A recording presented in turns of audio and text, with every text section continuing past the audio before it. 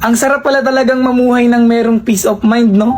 Yung tipong kahit anong marinig mo, kahit anong sabihin nila sa'yo, ay wala ka nang pakialam. Isa sa mga natutunan ko para magkaroon ng peace of mind sa sarili ko ay huwag nang patulan yung mga bagay na hindi naman na dapat pinapatulan. Huwag mo nang pansinin yung mga hindi naman dapat pansinin. Lalo na yung mga bagay na alam mong hindi naman makakatulong sa sarili mo kapag nagpaliwanag ka pa, kapag ipinaglaban mo pa yung hindi naman na dapat pinaglalaban. Ikaw na nanonood, kung gusto mo ng peace of mind, sarili mo lang din ang makapagbibigay ng peace of mind. Sarili mo lang ang hindi na dapat papatol sa mga bagay na hindi na dapat patulan. Sarili mo lang yung makapagbibigay na hindi na dapat pansinin yung mga nagpapapansin. Deadmahin mo na lang yung nasa paligid mo. Di mo naman kailangan ng opinion ng iba at hindi mo kailangang magpa-apekto sa kanila dahil naniniwala pa rin ako na ikaw at ikaw lang din talaga ang makakatupad ng mga bagay na gusto mo. Maniwala ka sa sarili mo, sabayan mo ng paniniwala sa taas at huwag ka makinig sa mga negatibong komento ng ibang tao na hindi makakatulong sa'yo.